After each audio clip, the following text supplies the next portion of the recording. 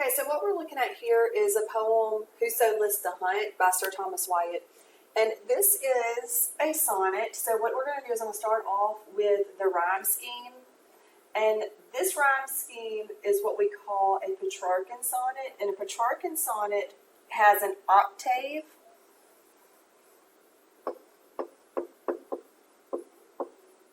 And I know some of you music people are thinking, that's an octave. No, in poetry it's called an octave. And the rhyme scheme, how you know it's an octave instead of two quatrains is the rhyme scheme is going to be A, B, B, A,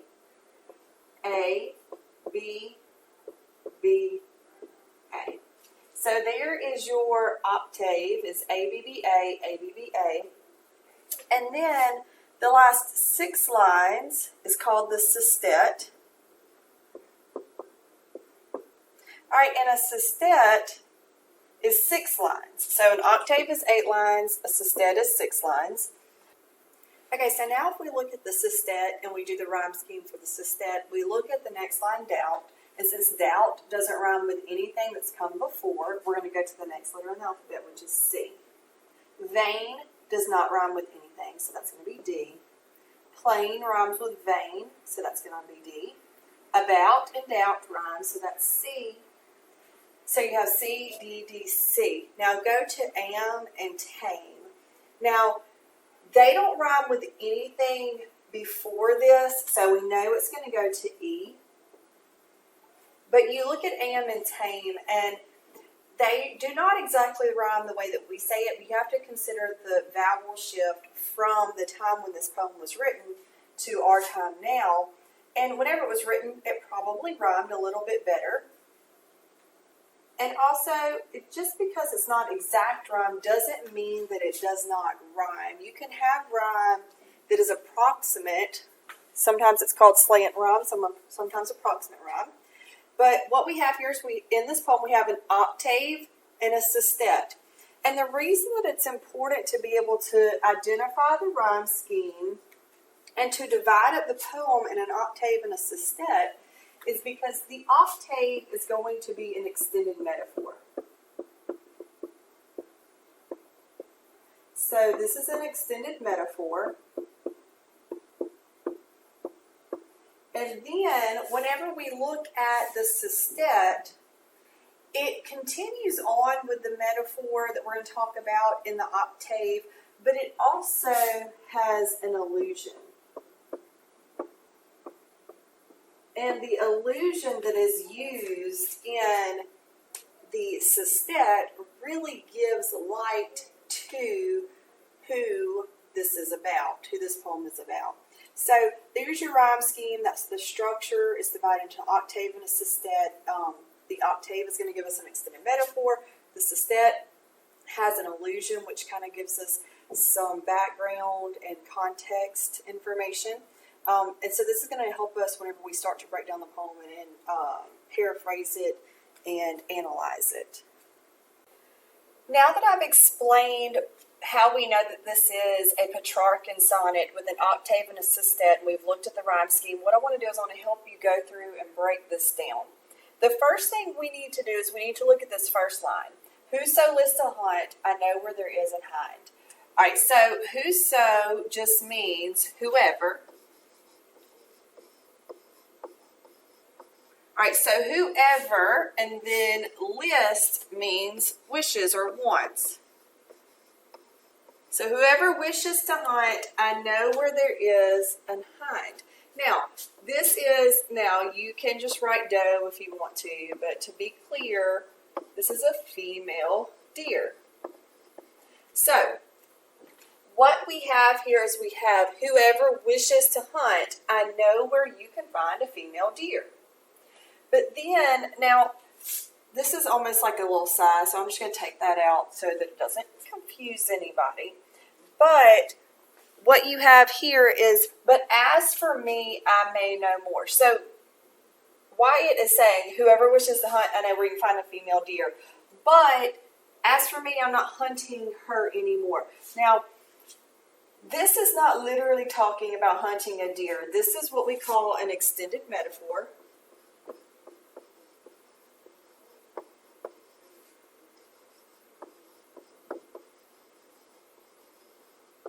All right, so this is an extended metaphor where the metaphor starts on this first line, but it continues throughout the entire octave.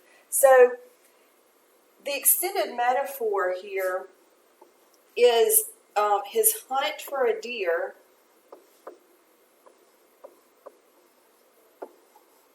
His hunt for a deer is being compared to his pursuit of a woman. All right, so his hunt of a deer is equal to his pursuit of a woman. There's your extended metaphor. So he's saying whoever wants to hunt, I know where you can find a female deer, but I'm not hunting anymore. So what he's saying is I'm not pursuing this woman anymore. And then he gives us some reasons. So let's look at the reasons. He says this vain travail. Now, vain travail means useless.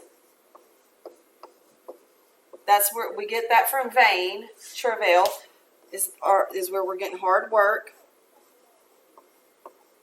So this useless hard work has wearied me so sore. What does it mean to be wearied? It means to be tired. So, this useless hard work has made me tired and sore. And then the next thing is he says, I am of them the farthest cometh behind. So even though he is chasing her, he is not even close.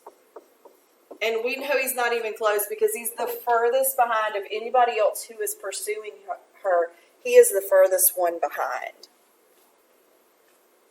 All right, I'm going to clear this off. And so I can continue. Okay, so what we have so far is whoever wishes to hunt. I know where you can find a female deer, but I'm not hunting her anymore. This useless hard work has made me tired and sore, and I'm not even close. I am the furthest behind.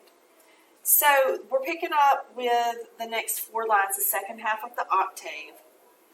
He says, yet may I by no means my wearied mind draw from the deer, but as she fleeth afore, fainting, I follow.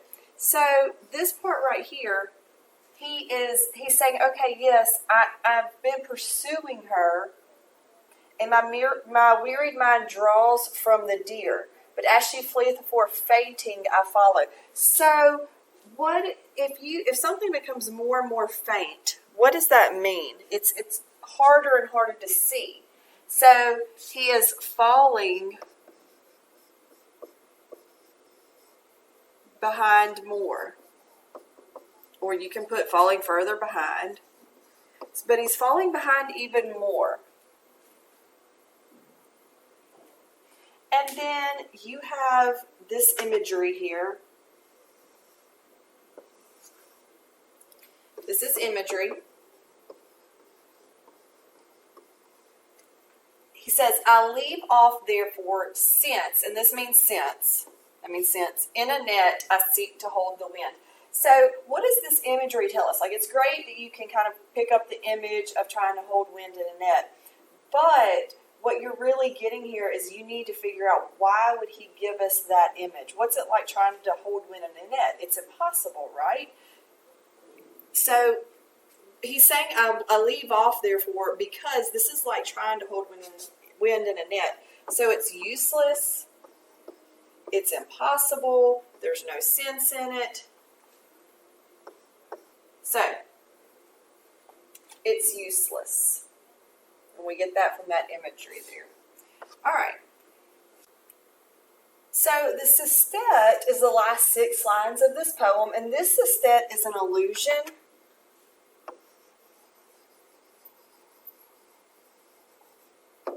All right, so I'm going to explain the allusion in just a little bit, but before we get to the allusion, let's just talk about the historical context. So it's believed that Sir Thomas Wyatt was actually writing this letter about Anne Boleyn, who was one of the wives of Henry VIII. And so supposedly Sir Thomas Wyatt was pursuing Anne before she became in a relationship with the king. So whenever you look at this, it's a way for, this allusion is a way for Sir Thomas Wyatt to talk about the king without really talking about the king. So what we have here is who lists her hunt. So whoever wishes to hunt her, I can put him out of doubt. So he's saying, I can assure whoever wants to hunt her that just like I have done, that it's going to be in vain. So that's what we get from those first two. Is I can assure anyone who tries to pursue this woman that he is wasting his time. Now, we're still getting the hunt of a deer. We're still getting that metaphor here. But what we're going to get here is this part. He's going to talk about the diamonds in letters plain. There is written her fair neck round about. This is Latin for touch me not. So that's Latin for touch me not. For Caesar's I am, and wild for to hold, though I seem tame. So what we have here is you have the deer equals the woman. But then the allusion comes in here with Caesar. That's your allusion, because Caesar had tame deer. That's why you get the I seem tame. So Caesar had tame deer, and this was long before, ever before King Henry VIII. But going on with that metaphor of the hunt of the deer is the pursuit of the woman. So you've got the allusion to Caesar and his tame deer. They would sometimes wear collars that said touch me not in Latin. So just like Caesar's deer would wear collars, this woman is wearing diamonds around her neck. So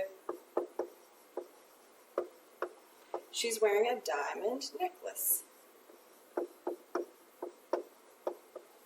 So you have the allusion here of Caesar's tame deer who wore collars that said touch me not, to this woman who's wearing a diamond necklace, and it's his, and by using Caesar, that's Wyatt's way of being able to talk about the king without really talking about the king, because that would not be acceptable. So you have the allusion, you still have that comparison, and what you get here at the end of the poem is that the reason Sir Thomas Wyatt has no luck with the woman is because she is in a relationship